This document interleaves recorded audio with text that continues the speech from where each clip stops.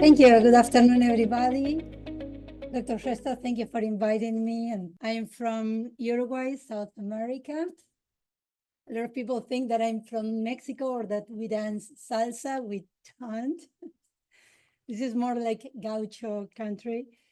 And I study in Universidad de la República. Your Spanish was actually very impressive. And after I graduated, I worked in the National Institute of Agricultural Research for a little while. And then we moved to United States and I went to Wisconsin. There I did my master and my PhD in University of Wisconsin-Madison. The language was a big barrier for me because I learned French in school. So there I was as an adult studying English, and all my classmates were actually kids because I had to take the basic English classes. I came to Alabama to do my postdoc, and I'm so happy to be here, meeting friends and seeing everybody again. I started to work as an assistant professor here, but soon after I moved to Michigan, and today I work at Michigan State University. I'm an associate professor in the Department of Epidemiology and Biostatistics. There, I funded with other faculties the QuantGen Lab, and we do a lot of research in genomics. What I want to show you today is some of our genetic studies in heterogeneous populations. And I will be showing 3 studies. One of them is published. The other 2 are a work in progress. All the studies that I will be showing circle around detecting the genetic variation associated to traits and disease. And we are interested in finding the variants, because when you find the variants, you actually, it aids to understand the genetic influences in complex traits and disease. You learn the biology behind the biological processes or the pathological conditions that you're interested. It's also important because we can construct polygenic risk scores. Polygenic risk scores are useful for a few things, such as, for example, predicting an individual genetic risk based on multiple genes. It's also important to enable personalized medicine. It helps us tailor prevention and treatment strategies based on an individual's genetic profile. And another important point, number 3, is that improve the disease prevention. It helps us to identify those individuals that could be at higher genetic risk to certain disease and prevention. Those could be a good target for monitoring or early intervention. So it's important to discover that early. But there is important challenges associated in the finding of these genetic variants in association studies and in the production of polygenic risk scores. And those challenges are especially bigger challenges in heterogeneous samples. For example, there is lack of validation in the GWAS, so there are many hits that have been found that are not validated. There is low performance of the polygenic risk scores, in particular in groups underrepresented, genetically underrepresented, in which there is less amount of data. And that limits the effectiveness of the polygenic risk scores. You may be familiar with the fact that 80% of the participants in association studies are from European ancestry. And there is poor portability of these polygenic scores. If we use the polygenic scores derived in European descendants, they don't perform well in other populations. And I will be calling that low portability. There is also genetic bioenvironmental interactions. So the action of some genes may show up in specific environments only. So we know that the low portability of polygenic risk scores results from a different linkage disequilibrium, different allele frequencies, differences in gene by gene interactions, gene by environmental interactions, which could be different between populations. So our hypothesis in the study that I will show is that locally, however, when I say locally, I mean in a small region of the chromosome, some of the regions may be conserved across populations, and they may actually have better portability, the regions that are conserved. So we worked to test that hypothesis, and I will explain that a little bit graphically as well. Imagine that this rectangle that I have here, it's a chunk of a chromosome. And then, let me see if I can point here using the mouse. I don't see the mouse. So in the regions that you have in green here, those are regions that tend to segregate together. I'll be calling that a block, an LD block, a block that is in linkage disequilibrium. It tends to segregate together. So if you have one variant, it tends to go with the other genetic variants together to the next generation. But we have other regions that I'm representing here in red that are in linkage equilibrium, which means that if you have, for example, two genetic variants that are close, but they are in linkage equilibrium, knowing one of them doesn't give you information of the other one because they are independent one to another. So we may have certain causal loci that I place here randomly in this representation. I will be calling that quantitative trait loci or causal loci, which have a strong influence in my phenotype of interest.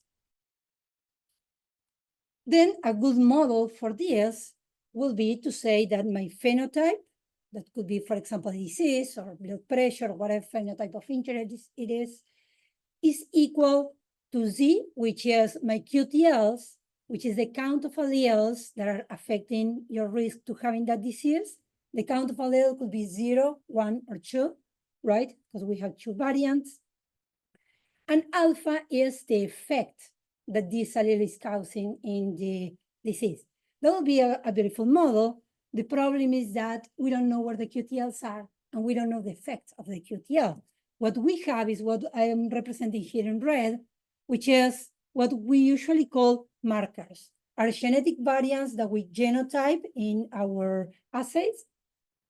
We don't know where are the QTLs, but we hope that some of those could be marking one of the QTLs, because it's close enough and it's in linkage disequilibrium. For example, if you focus in this region here, which is in the very middle, you will see that we have there one QTL, which has a nice marker close by and in LD.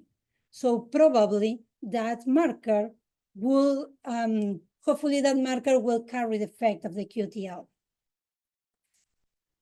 So our model in reality looks like this. X are the markers, my red lines in the representation. So I have the count of one of the markers, 0, 1, or 2, and beta are the marker effects. But what's the relation of the QTL effects and the marker effects? Well, our marker effects is equal to a regression coefficient times the QTL effects. So if we have a decent and high covariance between markers and QTLs, my regression coefficient will be high, and hopefully I can track that QTL. However, if we are in a situation of imperfect LD and this covariance is weak, you will be losing signal from the QTLs. But now we are making this problem harder, because now we have a reference population, which is typically European ancestry subjects, because we have a lot more data for those. And then we have a target population that could be another population from a different ancestry. The problem is that the patterns of linkage disequilibrium don't transfer from one population to another. They are different. So if you see here, represented a different set of blocks. So if you, assuming that the QTLs are the same, and assuming that the effects of the QTLs are the same, which is what I'm assuming here, we have exactly the same assay in both, and we have the same QTLs. That QTL that we had in the middle that had a really good marker and potentially beta was equal to alpha, now it's in a linkage equilibrium. So that marker no longer tracks my QTL. So that's why part of the problem of why there is low transferability. So it's in this context that we did this study that was published in Nature Communications last year. Really the person that did the work is Dr. Lupi, my PhD student. She graduated also last year. And here the idea was mapping the relative accuracy of cross-ancestry prediction. So we evaluated relative accuracy, which is the accuracy for prediction in the target population. For example, it could be individuals of African ancestry, divided by the accuracy in the reference population that will always be the European population, where we are building our polygenic scores based on that information. So just to show you extremes, number one will be a perfect relative accuracy, and a number 0 will be that you cannot transfer that region. There is not, it's not transferable. So we mapped the relative accuracy with an algorithm that we call Monte Carlo ANOVA, MC ANOVA, and I will talk about that next. We used the UK Biobank and the ARIC population and six different traits, including, for example, serum butyrate, glucose, LDL, and height. MC ANOVA is a Monte Carlo approach that assesses the accuracy and the relative accuracy in short segments of the chromosome, uses simulation because we don't know where the QTLs are and we don't know the effect of the QTL. So when you simulate, you know them because you are creating them. So it uses simulations, and then we estimate the R-squared of the regressions, where we use markers to estimate the genetic scores that we are doing in every segment. Then we estimate the distribution of these R-squares for all the short segments over possible configurations of different QTLs and markers. I'm representing the method here graphically. So what we do is we sample QTLs. We're in one short region, right? We sample QTLs. We're sampling these 3 QTLs. Then we have Z. We have where they are. And we have the incidence. Z will be the incidence for every subject of the QTLs. And then we sample effects. So we know where the QTLs are, we have the effects. The rest of the segment, that is the less dark blue, those are my markers. So we have X. Now we have Z, alpha, and X. So we derive the marker effects. We can derive beta because we have the covariance between X and Z and the variance of X. We have alpha. And then once we have beta, we can build the marker scores. And once we have Z and alpha, we have the genetic scores, right? We do that for the European population. And then using the betas that we derived in the Europeans, we do that for the African ancestry individuals. So we have our genetic scores and our marker scores for the European population and the African populations using our polygenic scores, our sample QTLs and markers from the European population. We repeat the process multiple times because it's a Monte Carlo study, and then we can get the distribution. Now what we will estimate is the R-squared within population using the marker scores and the genetic scores, and across population also using the marker scores and the genetic scores. The ratio between those will be our relative accuracy, okay? These are the results for the entire genome. So keep in mind, every one of these points is a Monte Carlo study for every one of the regions of the entire genome. So we mapped that for the two populations. Note that there is no traits here. So far, there is no trait. It's just we are explaining QTLs based on markers. So we mapped the local relative accuracy across the entire genome. And this relative accuracy gives us the maximum possible accuracy that we can get, for example, in the African population for that region. You say, if I have a QTL in the region, I discover a SNP in my polygenic score, and it's in that region, this map will give you the total possible relative accuracy. In the red star here, you have the average across the entire genome for the R-squared Europeans to Europeans, and that was 0.65. That means that SNPs can explain 2/3 of the ungenotypal QTLs. So that's the maximum that you can get. And for Africans, if you see in the y-axis, the average was 0.18 R-squared. The average of this relative accuracy has been published by others, and this is what people said, that there is a low transferability. What we did is we split that average in small regions to map the entire genome. So we can observe also that there is a considerable variation across the genome. For example, there is a 25%, the lines that you have here in the plot indicate the quantiles. So you can see that in the last quantile, we have a 1/4 of the genome here that has approximately zero transferability between one population and another one. But we can also see that there is a large region, if you look at on the top, that the relative accuracy is quite high, and there is a few regions in which it's actually perfect. We did that for several populations. We always have Europeans to Europeans in the y-axis, and in the x-axis, and in the y-axis is the other population. Here is South Asians, which was the population closer to Europeans, and the relative accuracy in them was 0.5. No, I'm sorry, the R-square was 0.5. We observed that the median R-square is lower for populations that are genetically more distant, which is not surprising, right?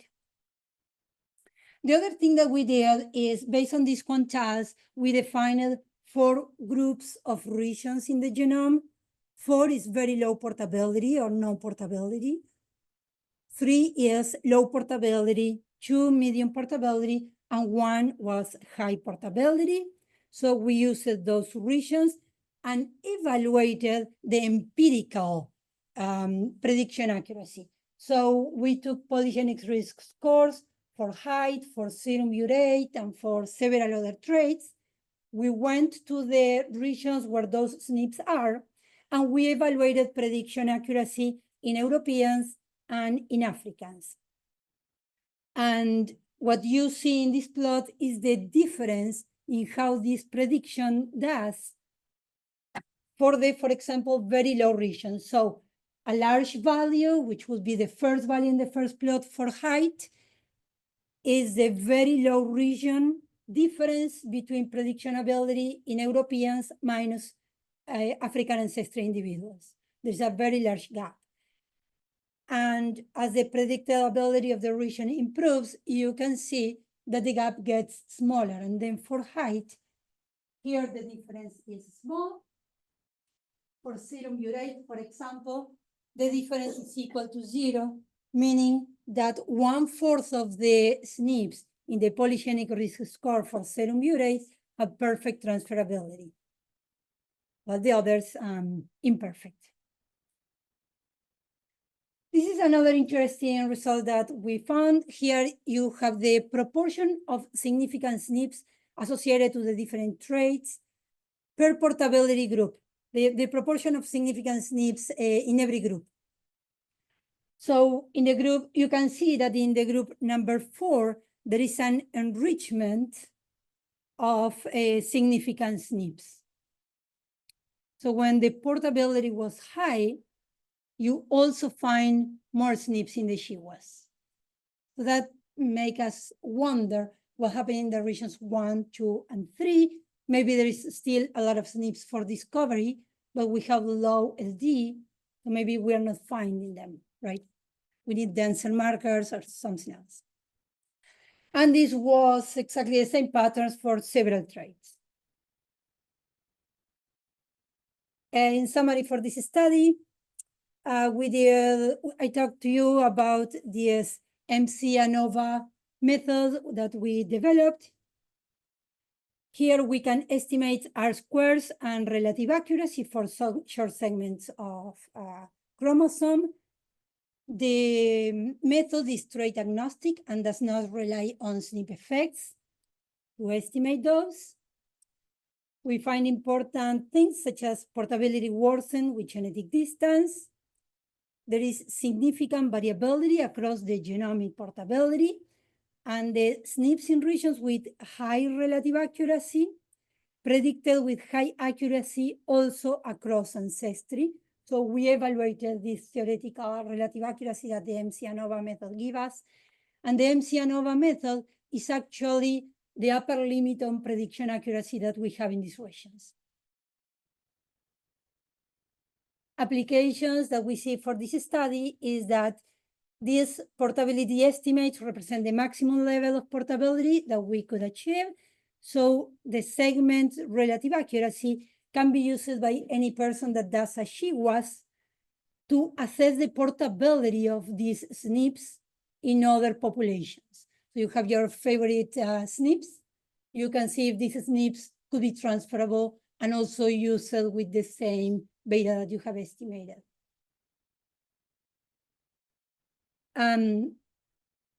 Jumping now to another study that is also part of the PhD dissertation of Dr. Lupi.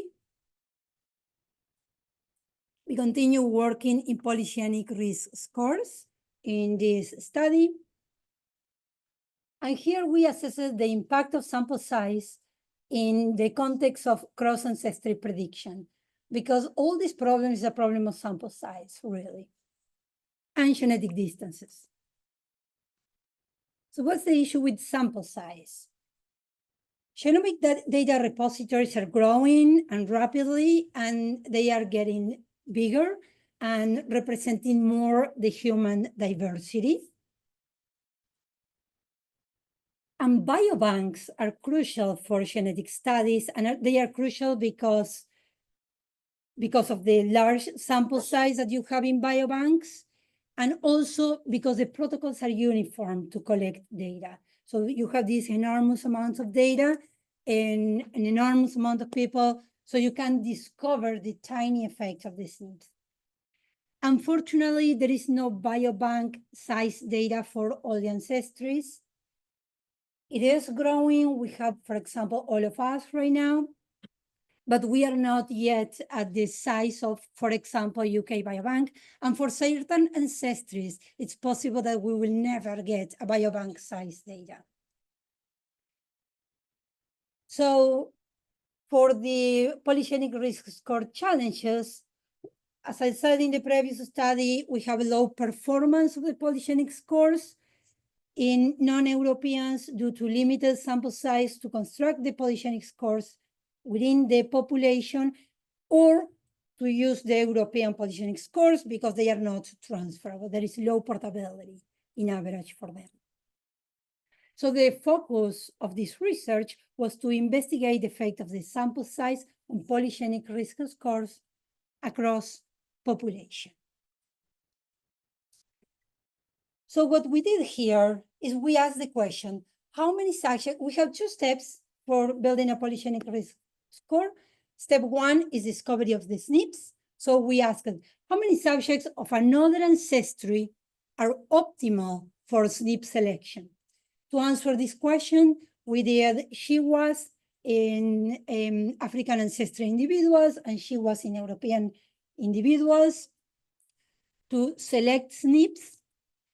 And then we used the maximum possible number of African Americans that we could put together. And for that, we used the All of Us data set, 40,000 subjects. So this was done with 40,000 subjects. And for the UK Biobank, we used an incremental grid not using the was in European ancestry subjects, using 10,000, 50,000, and keep incrementing until 250,000 subjects. We selected the SNPs with metadata of these GWASs, and then we went to the step number 2. This is a common step in polygenic risk scores, in which you do your SNP estimation with some sort of regression. Here we used a Bayesian regression on the SNPs that we selected in the using the SNP that we selected in step number 1. So here we asked the same question. How many subjects of another ancestry are optimal for SNP estimation? We used the maximum possible number of subjects from African ancestry individuals, 40,000 from all of us. And then we used the same grid of increasing from 0 to 250,000 Europeans. And then we tested the polygenic scores in an independent African sample. What you see here in the x-axis is the prediction ability of the polygenic risk score when we do, for the step 1 SNP selection, this increasing grid.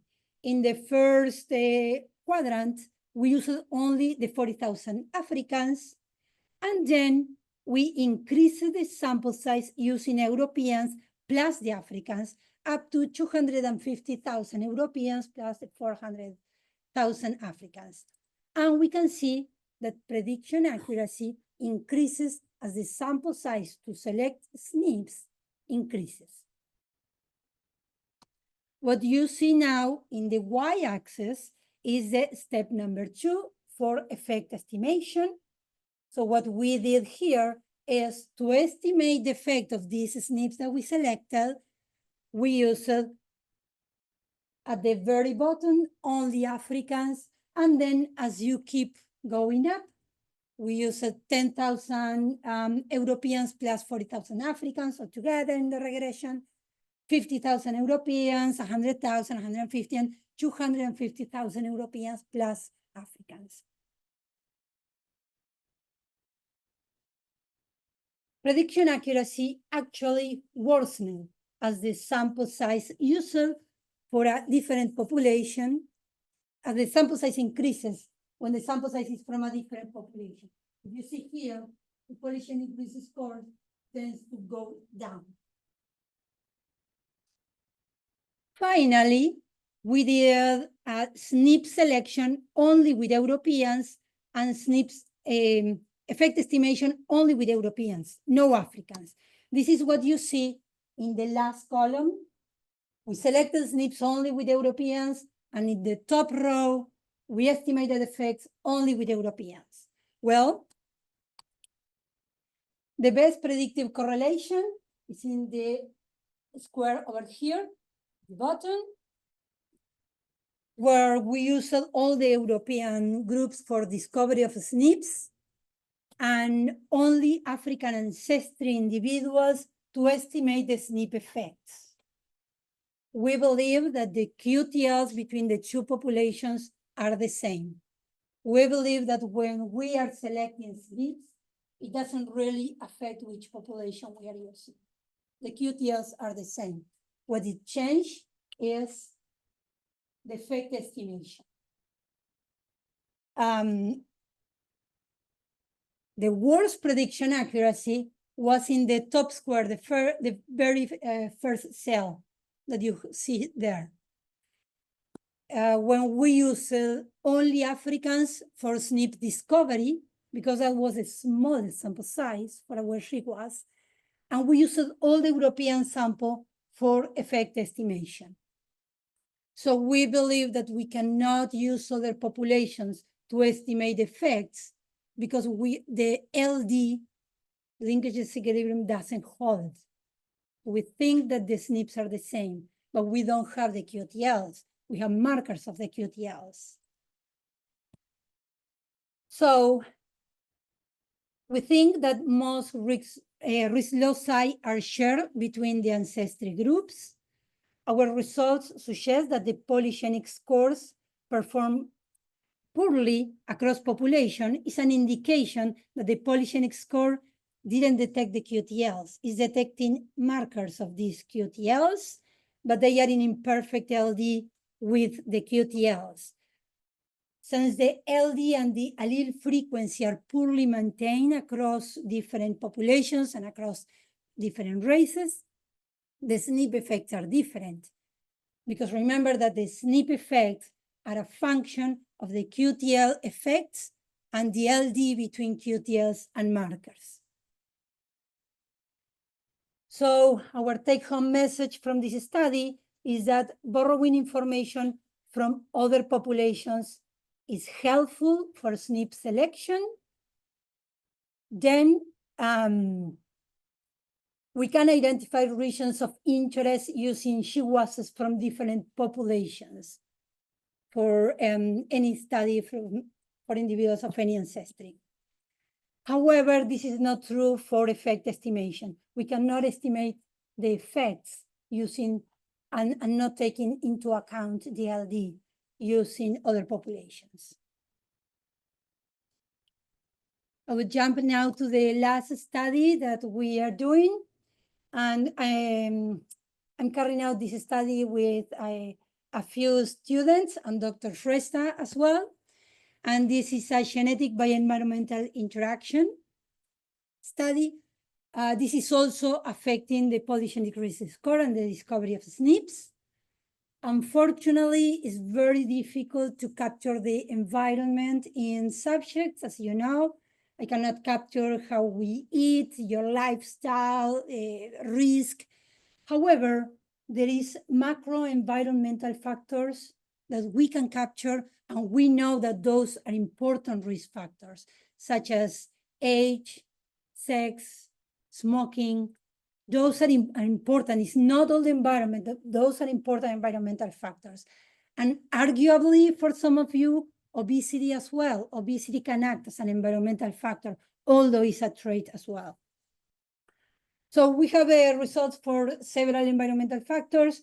To make it short, I will show only the study with age, the results for age. So here is our working hypothesis. Many cohort studies focus in recruiting individuals in high-risk individuals. It could be older folks because they try to target the population that has high prevalence, right?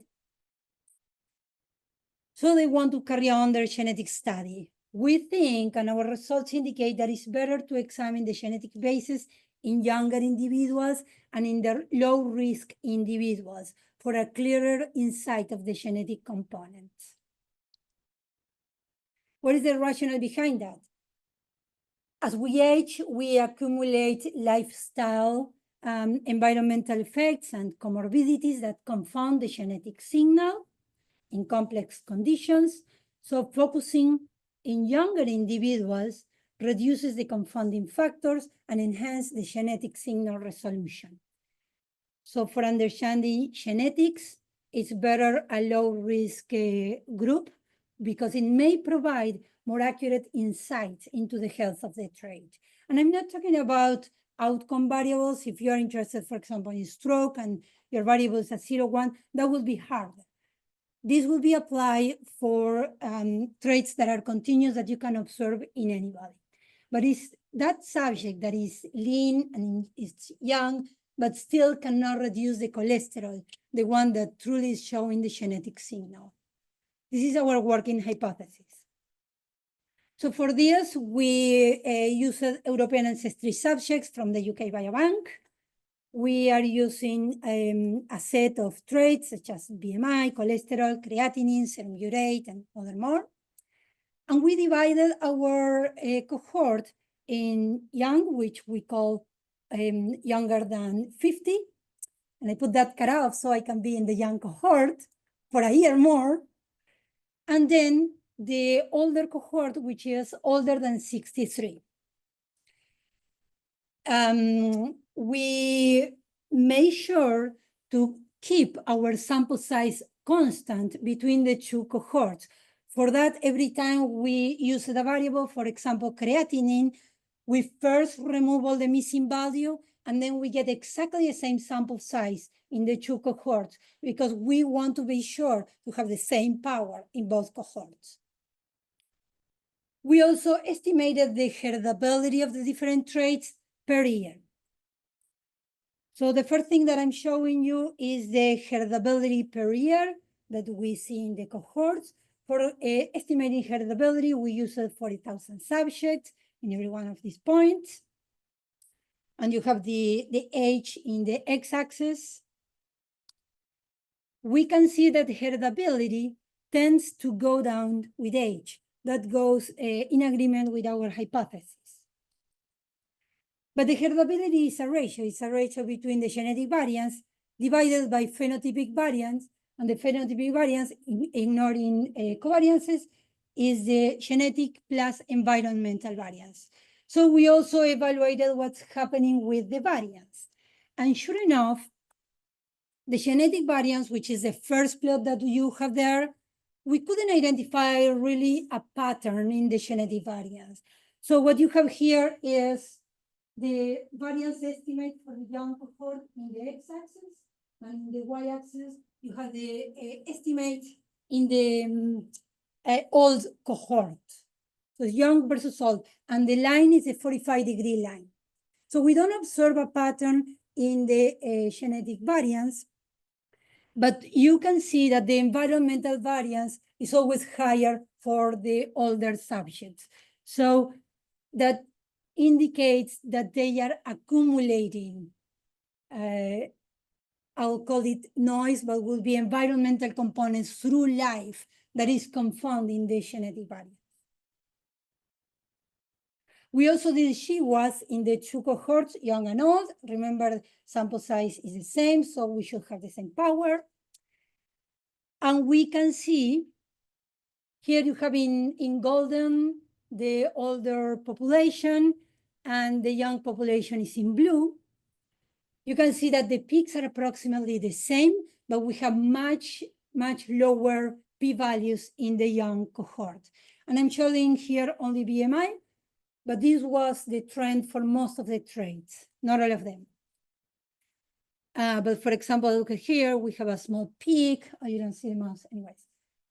But we observed that in most of the peaks. Here we did a count of how many significant SNPs we observe in the two GWAS. The young cohort is the clearer gray, and darker gray is the old cohort. For most of the traits, not for all of them, we observe a larger number of significant SNPs in the young cohort. That was not the case for triglycerides. So what we think is, this is the model that we have in mind. We all have a genetic base that we are born with, and that doesn't change through life.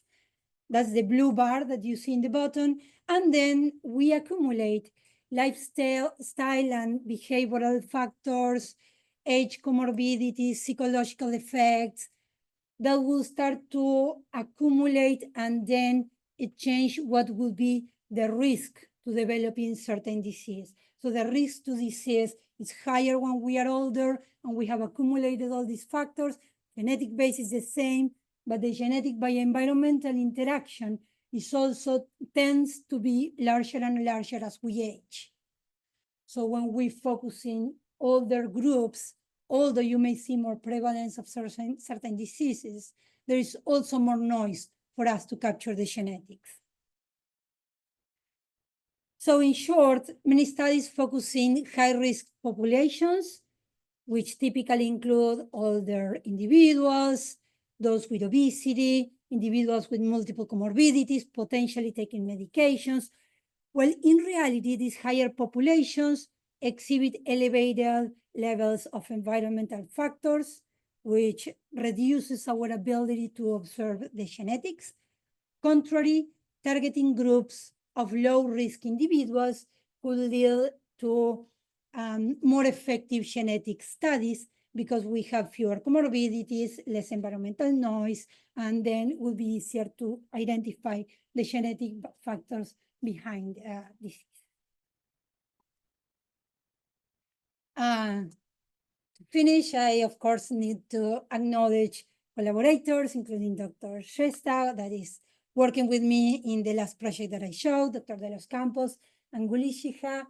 Several students, particularly Dr. Lupi, she graduated last year, is now doing a postdoc with us as she searched for her next steps for her career, and acknowledge several sources of funding for our lab.